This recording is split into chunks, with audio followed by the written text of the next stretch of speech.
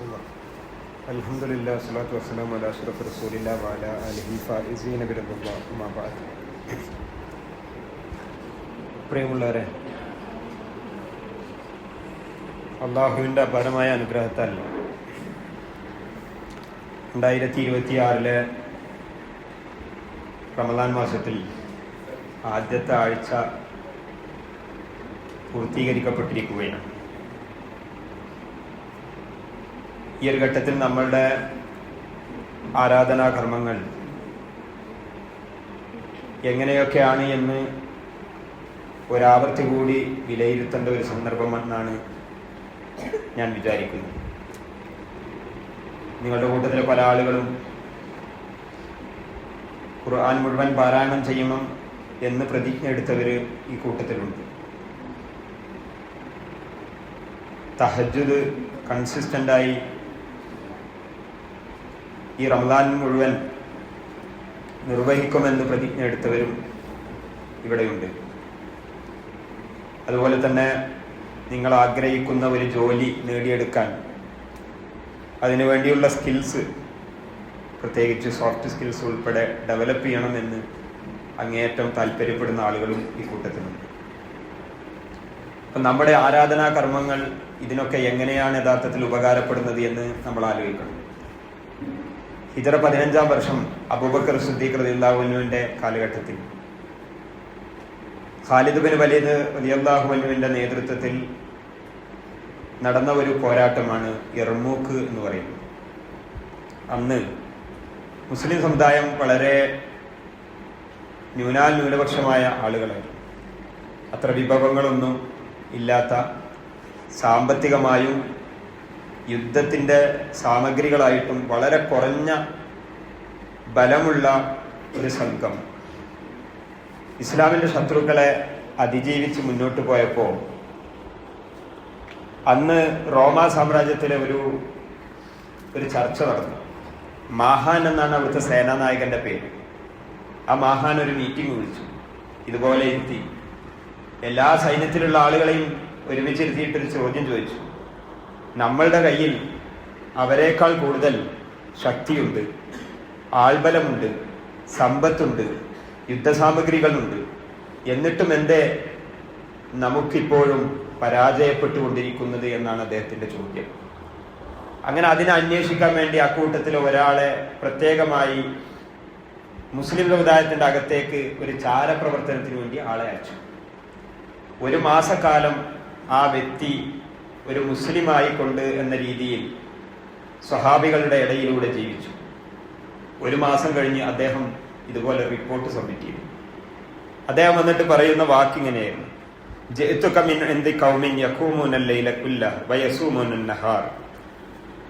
അവര് നമ്മൾ കരുതുന്നത് പോലുള്ള ഒരു സംഘമല്ല. അവര് രാത്രികാലത്ത് മുഴുവൻ നമസ്കരിക്കുന്നവരാണ്, പകലായി കഴിഞ്ഞാൽ നോമ്പെടുക്കുന്നവരാണ്.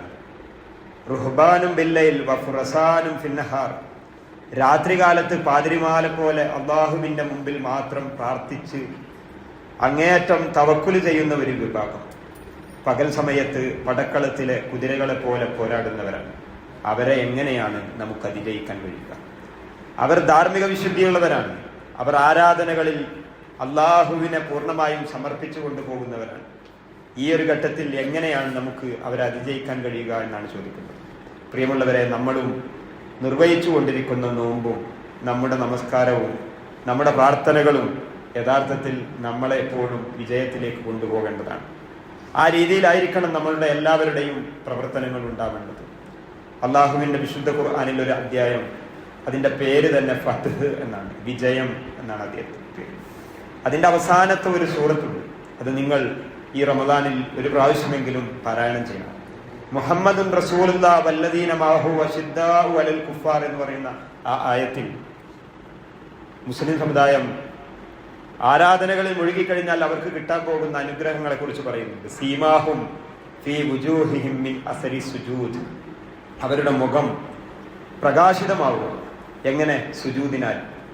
അതിനാൽ അവരുടെ വ്യക്തിത്വം, അവരുടെ കഴിവ് നിരന്തരമായി വർദ്ധിച്ചുകൊണ്ടിരിക്കും. ഇന്ന നാശിയത്തൽ ലൈലി ഹിയ അശദ്ദു വത്അൻ വഅഖ്വമു ഖീല എന്ന് പറയുന്നുണ്ട്. നമ്മളുടെയൊക്കെ ജീവിതത്തിൽ ഒരുപക്ഷെ ഇനി നിങ്ങളുടെ കരിയറിലൊക്കെ വരാൻ പോകുന്ന ഏറ്റവും വലിയൊരു ബാരിയർ എന്ന് പറയുന്നത് കമ്മ്യൂണിക്കേഷൻ എന്ന് പറയുന്ന ഒരു സംഗതിയാണ്. നന്നായി സംസാരിക്കാൻ കഴിയുക എന്നതുപോലും വലിയൊരു ക്വാളിറ്റിയാണ്. അള്ളാഹു പറയുന്നു, ഇന്ന നാശിഅത്തൽ ലൈലി ഹിയ അശദ്ദു വത്അൻ വഅഖ്വ മുഖീല. രാത്രികാലത്ത് നമസ്കരിക്കുകയും രാത്രികാലത്ത് പ്രത്യേകമായി പ്രാർത്ഥിക്കുകയും ചെയ്യുന്നവർക്ക് ഏത് സമയത്തും ഏതൊരു വ്യക്തിയുടെ മുമ്പിലും അവരെ ഇൻഫ്ലുവൻസ് ചെയ്യാൻ കഴിയുന്ന രീതിയിൽ ഏറ്റവും ഇമ്പാക്ട്ഫുൾ ആയ ഒരു സ്റ്റെപ്പ് എടുക്കാൻ കഴിയും. വഅഖ്വ മുഖീല, ഏറ്റവും നന്നായി സംസാരിക്കാൻ കഴിയുന്നതാണ്. പ്രിയമുള്ളവരെ, ഈ രീതിയിലുള്ള ആരാധനാ കർമ്മങ്ങളിലേക്ക് നമ്മളുടെ ആരാധനകൾ എത്തുന്നുണ്ടോ എന്ന് ആലോചിക്കേണ്ട ഒരു ഘട്ടമാണ് ഇനിയുള്ള ദിവസങ്ങളിൽ. ആ ആലോചനയോടുകൂടി നമ്മൾ എവിടെ എത്തി നിൽക്കുന്നു, ഇനി എങ്ങോട്ട് പോകണം എന്നുള്ള രീതിയിൽ നമ്മൾ വിലയിരുത്തണം എന്ന് മാത്രമാണ് ഇന്ന് സൂചിപ്പിക്കുന്നത്. അല്ലാഹു സുബ്ഹാനഹു വ തആല നമ്മുടെ ആരാധനകളെ ആ അർത്ഥത്തിൽ നമ്മുടെ ജീവിതത്തിന്റെ വിജയത്തിലേക്ക് നയിക്കുന്ന വഴിയിൽ ഏറ്റവും നല്ല ഒരു മഹത്തരമായ ഒരു അവസ്ഥയാക്കി ഇതിനെ അള്ളാഹു മാറ്റി തരുമാറാകട്ടെ. ഈ വിശുദ്ധ റമദാനിൽ ആ അർത്ഥത്തിൽ ഒരു വിജയത്തിലേക്ക് കടന്നു പോകാൻ കഴിയുന്ന രീതിയിൽ നമ്മുടെ നമസ്കാരം, നമ്മുടെ നോമ്പ്, നമ്മുടെ ഖുർആൻ പാരായണങ്ങൾ, നമ്മളുടെ പ്രാർത്ഥനകൾ എല്ലാം അള്ളാഹു ആ അർത്ഥത്തിൽ സ്വീകരിക്കുകയും അതിനപ്പുറം ഈ ലോകത്ത് തന്നെ അതിൻ്റെ പ്രതിഫലനങ്ങൾ നമ്മുടെ ജീവിതത്തിൽ, നമ്മുടെ കരിയറിൽ, നമ്മളുടെ ജോലിയിൽ, നമ്മൾ വരാൻ പോകുന്ന ഒരു കാലഘട്ടത്തിലെല്ലാം ഉപകാരപ്പെടുന്ന രീതിയിലേക്ക് അള്ളാഹു വളർത്തി തരുമാറാകട്ടെ. نشهد أن لا إله إلا الله نستغفر الله ونسألك الجنة ونعوذ بك من النار. اللهم ارحمنا يا أرحم الراحمين. اللهم اغفر لنا ذنوبنا يا رب العالمين. اللهم اعتقنا من النار وادخلنا الجنة يا رب العالمين. اللهم إنك عفو تحب العفو فاعف عنا. ഒരു അറിയിപ്പുള്ളത്, ഇൻഷാ അല്ലാഹ് ശനിയാഴ്ച നിങ്ങളോട് നേരത്തെ സൂചിപ്പിച്ചതുപോലെ കോഴ്സ് പാർക്കിൽ വെച്ച് ശിവാജിനഗർ ഭാഗത്ത് ഒരു ഇഫ്താർ മീറ്റ് നടക്കുന്നുണ്ട്. അപ്പോൾ അതിലേക്കുള്ള ഒരു വാഹന സൗകര്യം ഇവിടുന്ന് തയ്യാറാക്കണം എന്ന് വിചാരിക്കുന്നുണ്ട്. കാരണം ഇത്രയും ലോങ് ഒരുപാട് ട്രാഫിക്കൊക്കെ ആയിക്കഴിഞ്ഞാൽ നിങ്ങൾക്ക് എത്തിപ്പെടാൻ ഒരുപാട് പ്രയാസം ഉണ്ടാവും. കുറേ ആളുകൾ ഇപ്പോൾ നമുക്ക് റെസ്പോണ്ട് ചെയ്തിട്ടുണ്ട്, യാത്രാ സൗകര്യം ഉണ്ടെങ്കിൽ അതിൽ പങ്കെടുക്കാം എന്ന് പറഞ്ഞിട്ടുണ്ട്. ഇനിയും അതിൽ താല്പര്യം ഉണ്ടെങ്കിൽ നിങ്ങളുടെ ഓൾറെഡി നിങ്ങളുടെ ഇഫ്താർ ഗ്രൂപ്പിൽ അതിൻ്റെ മെസ്സേജ് ഇട്ടിട്ടുണ്ട്. ആ ഒരു ഗൂഗിൾ ഷീറ്റിൽ നിങ്ങൾ ഇൻഷാ അല്ലാഹ് പിന്നെ അതിലെന്ത് ചെയ്യാം, അതിൽ നിങ്ങളുടെ നിലവിലുള്ളൊരു സ്റ്റാറ്റസ് നിങ്ങൾക്ക് എങ്ങനെയാണ് പങ്കെടുക്കാൻ കഴിയുക എന്നുള്ളത് ഇൻഷാ അല്ലാഹ് അറിയിക്കുക. അതിനനുസരിച്ചുള്ള ഒരു അറേഞ്ച്മെൻറ്റ് ഇവിടുന്ന് ചെയ്യുന്നതാണ്.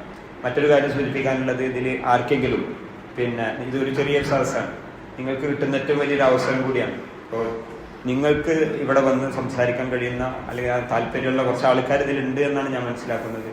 ഒരു 1-2 ദിവസം നിങ്ങൾക്ക് നൽകിയാൽ അതിൽ നിങ്ങൾക്ക് എങ്ങനെയാണോ സംസാരിക്കേണ്ടത്, അത് അതിന് താല്പര്യമുള്ള ആരെങ്കിലും ഉണ്ടെങ്കിൽ എന്നെ പേഴ്സണലി ഇൻഷാ അല്ലാഹ് നിങ്ങൾക്ക് ബന്ധപ്പെടാം. അതിനുള്ള അവസരം ഞാൻ ഇൻഷാ അല്ലാഹ് തരാം. അതിൽ നിങ്ങൾക്ക് എന്തെങ്കിലും ഹെൽപ്പ്, ഖുർആനുമായി ബന്ധപ്പെട്ടോ ഹദീസുമായി ബന്ധപ്പെട്ടോ എന്താണോ നിങ്ങൾക്ക് വേണ്ടത് അതിൻ്റെ ഹെൽപ്പ്, അത് നിങ്ങൾക്ക് ട്രെയിനിങ് തരണമെങ്കിൽ അതും തരാം ഇൻഷാ അല്ലാഹ്. ആ രീതിയിൽ നിങ്ങൾക്ക് ഏതെങ്കിലും ആളുകൾക്ക് ആ താല്പര്യം ഉണ്ടെങ്കിൽ നിങ്ങൾക്ക് എന്നെ പേഴ്സണലി ബന്ധപ്പെടാവുന്നതാണ് ഇൻഷാ അല്ലാഹ്. ആ അർത്ഥത്തിൽ നമുക്ക് കിട്ടിയ ഒരു അവസരങ്ങളെ എല്ലാ അർത്ഥത്തിലും ഉപയോഗപ്പെടുത്തണമെന്ന് കൂടി ഓർമ്മപ്പെടുത്തുകയാണ്. അസ്സലാമു അലൈക്കും.